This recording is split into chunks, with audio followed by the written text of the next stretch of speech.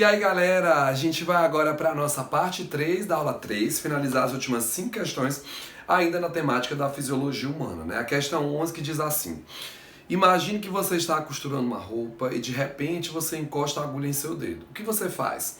A resposta mais óbvia é tirar o dedo rapidamente. E realmente é isso que acontece em você, ao menos pensar sobre isso. Por que essas respostas são tão rápidas e involuntárias? Gente, isso aí está falando sobre reflexo, que faz referência sobre o sistema nervoso. Mas é importante a gente lembrar que o sistema nervoso, aí nessa questão 11, ele é dividido em sistema nervoso central e sistema nervoso periférico. O sistema nervoso central ele é formado pelo encéfalo e pela medula espinhal, e o sistema nervoso periférico ele é formado por nervos e gânglios. Os gânglios reúnem corpos celulares fora do sistema nervoso central e os nervos são prolongamentos reunidos. Quando a gente vai trabalhar com reflexo, o reflexo é uma resposta involuntária, não mediada pelo cérebro. O cérebro é o centro das ações voluntárias, da cognição, percebe quem interpreta os sentidos, da fala. A gente tem o bulbo, que é o centro cardiorrespiratório, o hipotálamo, que controla a temperatura, apetite, a sede, faz a conexão neuroendócrina, porque comanda a hipófise, e várias outras coisas. Mas a questão em si vai falar sobre reflexo. Quando a gente trabalha com reflexos, esses reflexos, eles são respostas involuntárias, não mediadas pelo sistema nervoso central em relação ao cérebro, mas sim, por exemplo, em relação à medula ou bulbo. Então o cérebro ele não vai coordenar reflexos. Nesse caso, a gente vai ter um reflexo coordenado pela medula espinhal. Aí a gente tem que deixar uma coisa bem clara. Existe o ato reflexo e existe, gente, o arco reflexo. Quando a gente trabalha com o ato reflexo, nós estamos trabalhando com a ação, com a resposta. Encostei a mão na panela quente, tirei a mão da panela quente. Tirar a mão da panela quente é a ação, é o ato reflexo. Diferente do arco, que é o percurso do impulso. Então, que percurso é esse que o impulso nervoso vai fazer? Então, a gente tem aqui a nossa medula espinhal. Vamos supor que o indivíduo está aqui, gente, ó, deitado de barriga para baixo. Então, se ele está deitado de barriga para baixo, essa porção aqui corresponde ao dorso e essa porção corresponde ao ventre. E nós temos aqui, gente, ó, raízes, uma raiz dorsal e uma raiz ventral que estão vindo para cá. Então, eu tenho aqui, ó, um neurônio que vai trazer informação para o sistema nervoso central e eu tenho aqui, gente, outro neurônio que vai levar a informação do sistema nervoso central para o músculo que vai contrair para eu tirar a mão da panela quente. Ou da agulha nesse caso aí, ou para dar o chutezinho no reflexo patelar. Neste caso, a gente pode ou não encontrar aqui no reflexo um outro neurônio. Então a gente encontra aqui, ó, o neurônio sensitivo, que vem pela via dorsal, o neurônio motor, que vai pela via ventral, e entre eles nós podemos encontrar um neurônio associativo ou interneurônio. Então, gente, ó, esse neurônio está trazendo a informação da mão. Quando eu encostei na agulha, quando eu encostei na panela quente, algo nesse sentido. E isso aqui vai levar a informação para o músculo, que está atuando como órgão efetor ou motor. Eu vou precisar tirar a mão e aí o músculo vai contrair nesse sentido. A mão aqui está sendo o órgão sensorial, está trazendo. Nesse caso, a gente não tem sinapse, mas aqui existe uma sinapse entre esses neurônios, aqui existe outra, e aqui vai existir uma outra sinapse entre o neurônio e o músculo. Lembre-se que, como nós vimos lá na histologia animal, a sinapse é aquele espaço de contato entre os neurônios onde não existe conexão física, mas existe um espaço onde eu vou liberar os neurotransmissores. Então, essas respostas elas são chamadas de reflexo. Por que essas respostas são tão rápidas? Então, as respostas elas não são arcos, a gente já vai eliminar as letras A e B, elas são atos reflexos, e a letra C diz reações tão rápidas que a mensagem só chega ao cerebelo. Não é o cerebelo, ela só vai chegar ao cérebro depois que tiver sido mediada, né? Elas são tão rápidas que só chegam à medula após a resposta, não. Quem coordena é a medula, e a letra E vai ser a melhor opção pra gente. A letra E diz essas respostas são chamadas de atos reflexos, reações tão rápidas que a mensagem só chega ao cérebro após a resposta ter sido gerada. Isso acontece porque os atos são uma resposta medular a um determinado estímulo. Então, ao invés de ter que chegar até o cérebro para eu raciocinar, tomar uma decisão e dar resposta, ela vai ser muito rápida porque ela já é mediada pela medula. Então é mais rápido, né? A distância é menor e é mais rápido porque eu não vou precisar processar no comando voluntário do cérebro, gente. Então, esse ponto é um ponto importantíssimo para as provas. O Enem ainda não abordou essa temática, mas a gente está colocando aí como uma aposta. Agora, gente, nós vamos aqui assistir um pedaço de aula que vai falar sobre sentidos. E em relação aos sentidos, eu quero chamar a atenção de vocês para um detalhe.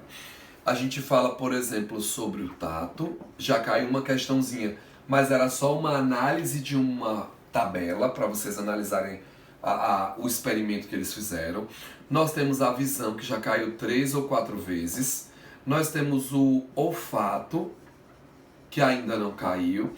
Temos a audição, junto com o equilíbrio, que também não foi cobrada. E temos, gente, o paladar. O que eu quero chamar a atenção de vocês? Em todos esses casos, nós estamos trabalhando com os sentidos. Os órgãos dos sentidos, a parte sensorial, ela comunica o meio ao corpo. Então, o meu cérebro, ele vai processar essas informações e ele vai entender o que está acontecendo no mundo baseado nisso aqui. Mas todos esses aqui são órgãos que estão relacionados com receptores externos. São os chamados esteroceptores. Nesse caso de esteroceptores, nós estamos trazendo informações do meio externo. Nós também temos receptores internos, os chamados proprioceptores, que estão em conexão com músculos, com articulações, com várias outras coisas, o que não acontece nessa situação. Aqui nós temos a conexão do meio para o corpo. Eu vou trazer a informação do meio externo. A gente tem também nos tubarões um outro tipo de receptor chamado eletroceptores, que são os receptores das ampolas de Lorenzini. Lá nas cobras, o órgão de Jacobson tem receptores químicos olfativos. Lá nas cobras ainda temos as focetas loreais com termoceptores, né, que percebem a temperatura. Mas no nosso corpo, a gente tem no tato mecanoceptores, a gente tem na visão fotoceptores, no olfato quimioceptores, no paladar predominante quimioceptores também, e para audição e equilíbrio mecanoceptores. Existem outros receptores envolvidos. O que é mais importante para as provas é visão e a parte relacionada à audição e equilíbrio. Eu vou dar algumas informações que vocês já vão direto no que as questões cobram de vocês. Então, a primeira coisa, quando fala sobre audição e equilíbrio, eu estou trabalhando com uma onda material. O som vem se propagando pelo ar, eu tenho o ouvido externo, que vai conduzi-lo até a membrana timpânica, o tímpano vibra e o tímpano fica entre a orelha externa e média. Na orelha média, a gente tem uma conexão com a faringe, por isso quando a gente tem garganta inflamada, muitas vezes tem dor de ouvido. Lá no ouvido médio nós vamos encontrar o quê? Martelo, bigorna e estribo. A membrana timpânica bate no martelo, que bate na bigorna, que bate no estribo, que vai bater no ouvido interno. No ouvido interno, quando eles falarem assim, gente, numa prova, estou trabalhando com a cóclea, é audição. Então, bate na membrana timpânica, martelo, bigorna, estribo, que bate na janela oval da cóclea. Falou em janela oval da cóclea, eu já sei que é audição. Agora, quando for pelo equilíbrio, lá dentro eu tenho líquidos que vibram e essas vibrações serão interpretadas pelo lobo temporal do meu cérebro. Para o equilíbrio, nós vamos trabalhar com o sáculo, nós vamos trabalhar com o utrículo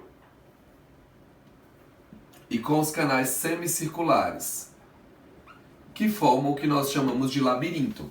Bateu no labirinto, aí a gente tem informação com a parte relacionada ao equilíbrio. Bem direto para ajudar mesmo. Em relação à visão, o que é que eles já cobraram da gente? Que a gente entendesse, né? A parte branca do olho é a esclerótica, tem a coroide com os vasos sanguíneos e a imagem se forma na parte interna da retina. Então, em relação à visão, eles já cobraram de nós que nós entendêssemos que essa imagem ela vai se formar na retina. Porque é na retina que nós temos os os fotoceptores. Lembre-se que nós temos líquidos, que a gente tem a córnea aqui na frente, existe um líquido, o cristalino, que é a nossa lente, outro líquido, e aí a imagem se forma lá na retina, e quem interpreta é o lobo occipital cerebral. Só que na retina nós vamos encontrar as células que são chamadas de fotoceptores. Esses fotoceptores da retina nós chamamos de cones e nós chamamos de bastonetes. Nós chamamos de cones e bastonetes. Os cones, gente, servem para a percepção de cor. Os cones servem para a percepção das cores. E os bastonetes para os contrastes. Então, isso também já foi cobrado da prova do Enem pra gente. Então, é um repasso geral sobre os receptores que vale a pena para a prova. Então, ele coloca assim. Questão 12. Entre os anos de 1829 e 1838, tivemos aí a escrita de um livro da ótica, onde ele fala sobre a descrição de uma câmara escura. E no final da questão, ele diz assim: se fizermos uma analogia entre a ilustração e o olho humano, o tecido correspondente é o tecido na imagem, gente, se vocês observarem bem aí, é onde está se formando a imagem. E a imagem vai se formar onde, gente? Na retina. Então a gente não vai ter dúvida, aí nós vamos trabalhar com a letra B de bola nessa questão 12, que fala sobre o sistema sensorial. E agora, saindo do sistema sensorial, a gente vai para a última parte, que faz relação à parte reprodutora, que é um outro tema também muito forte na prova do Enem. Um tema muito forte que a gente precisa entender direitinho. E nós vamos começar com a questão 13. Questão 13 que diz assim: os métodos contraceptivos são classificados em naturais ou tecnológicos. A gente também pode fazer a classificação em mecânico, cirúrgico, comportamental, tá, gente? Uma mulher consultou seu médico e optou por usar um contraceptivo tecnológico não hormonal, que dificulta a fecundação do óvulo e a implantação do embrião. O método escolhido pela mulher foi... Gente, se ele é um contraceptivo tecnológico não hormonal que dificulta a fecundação do óvulo, não é a dificulta. E a implantação do embrião não pode ser o preservativo feminino, porque o preservativo feminino ele só dificulta a fecundação. Então, quando a gente trabalha com contraceptivos, a gente precisa estar ligado nos efeitos deles. Então, não estou trabalhando com preservativo. O preservativo, como por exemplo a gente chama comumente de camisinha ou condom, né? A gente precisa entender que ele é muito importante porque protege das ISTs, protege de sífilis, gonorreia, HIV, mas não se adequa ao que a questão está falando. DIU de cobre. O DIU de cobre, gente, ele é muito utilizado porque o DIU de cobre, ele vai liberar cobre, que atua como espermicida, e ele também vai promover o sangramento, né? O DIU normal de plástico, ele promove uma inflamaçãozinha e aí a mulher vai descamando o endométrio. O mais próximo do que a questão está pedindo pra gente seria o DIU de cobre. Ele impede fecundação, ele atua matando espermatozoide e em alguns casos, né, o DIU de cobre não seria a melhor referência para ele essa, mas está valendo porque o intuito é a gente fazer a discussão sobre os métodos contraceptivos. Na letra C, o diafragma. O diafragma, ele é colocado assim, ó, a gente tem aqui a vagina, vai colocar o diafragma com o espermicida para impedir fecundação. Ele não vai impedir a implantação do útero. Anel vaginal, mesma coisa, e o espermicida vai só matar os espermatozoides. Faço uma ressalva, né? Eu coloquei a questão para que a gente pudesse falar mais sobre os métodos contraceptivos e fica aí o DIU de cobre como resposta. Quero falar sobre pílulas. Pílulas contraceptivas. Olhem, as pílulas, elas servem para várias coisas, mas a pílula que a gente usa como contraceptivo, ela vai ter doses de estrogênio e de progesterona ou apenas progesterona. E essa mulher tem que tomar isso diariamente, preferencialmente no mesmo horário, porque o que acontece? A gente não pode ir para uma prova sem lembrar que toda vez que a taxa de progesterona cai, a mulher menstrua. Se toda vez que a taxa de progesterona cai, a mulher menstrua, eu vou começar um novo ciclo menstrual e um novo ciclo ovariano. O que acontece? Se eu der para a mulher o estrogênio e a progesterona em doses diárias, essa mulher não vai ovular, ela não vai menstruar. Se ela não vai menstruar, ela não vai começar um novo ciclo, ela não vai ovular. E a prova do Enem já cobrou isso aqui de vocês num gráfico. Ele queria que você entendesse que se eu faço uso da pílula, a concentração desses hormônios ela vai permanecer o quê? Constante. Porque se a progesterona cair, a mulher vai menstruar. O que ocasiona a menstruação é a queda na taxa de progesterona. Quando a taxa na progesterona da mulher, quando a taxa de progesterona despenca, a mulher faz o quê, gente? Contrai o miométrio e descama o endométrio. E aí ela vai começar um novo ciclo menstrual. E aí dentro dessa temática a gente vai começar a falar sobre as questões 14 e 15, que são questões importantes do ponto de vista da reprodução, para a gente entender direitinho. Gente, não adianta a pessoa ir para a prova querendo acertar aquelas questões de gráfico sobre reprodução sem entender o que cada hormônio faz. Então, para finalizarmos essa aula 3, as questões 14 e 15 falam sobre reprodução e a gente vai precisar entender o seguinte. As mulheres, elas já nascem, todas elas, com os seus folículos ovarianos. Então as mulheres, elas já nascem com seus folículos ovarianos. E aqui a gente tem o ovário da mulher sendo representado.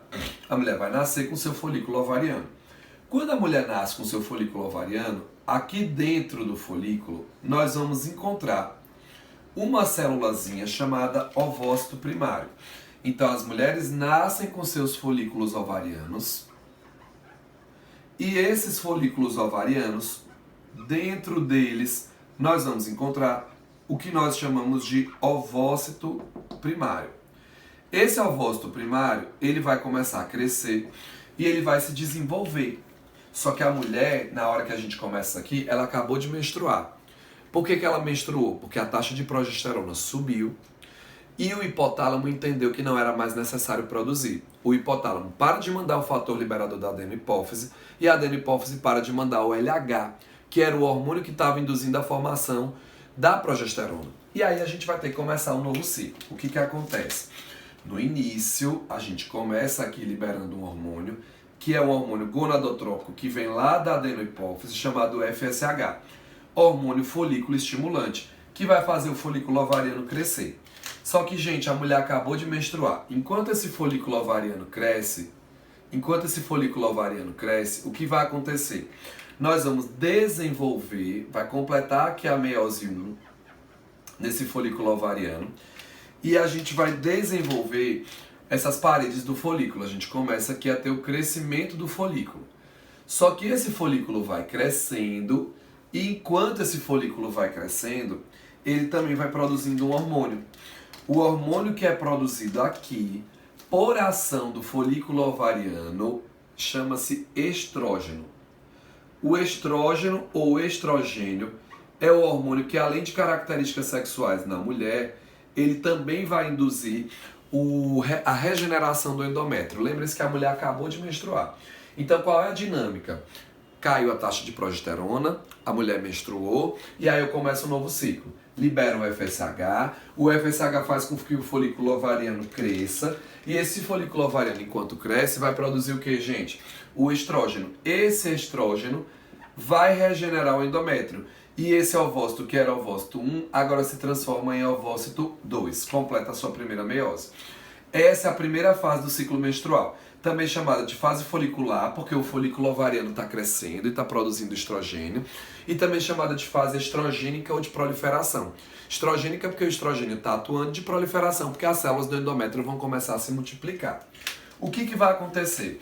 No meio do ciclo menstrual, esse é o segredo para você acertar as questões, eu vou ter um hormônio que vai estar em alta. Esse hormônio que vai estar em alta, ele recebe o nome de LH. Um pico nesse hormônio LH, lá por volta do 14º dia, vai fazer com que a gente tenha o processo de ovulação. Nesse processo de ovulação, nós agora vamos dizer que a mulher está fértil. E eu digo que ela está fértil porque ela acabou de liberar o seu ovócito secundário paralisado em metáfase 2. Então, o que as mulheres liberam do ovário para a tuba uterina é o ovócito 2 no período em que ela está fértil. Em consequência de quê? Do LH. Quando você pegar aqueles hormônios todos juntos, você vai procurar o meio do ciclo menstrual. E no meio do ciclo menstrual a gente vai ter um pico, e esse pico é de LH, gente. O que acontece? Esse mesmo LH que realizou essa tarefa, ele continua atuando sobre o ovário. E ele continua atuando sobre o ovário e faz com que o ovário produza, a partir do envoltório desse folículo, uma estrutura que nós vamos chamar de corpo lúteo ou amarelo. Se forma essa estrutura por ação do próprio LH.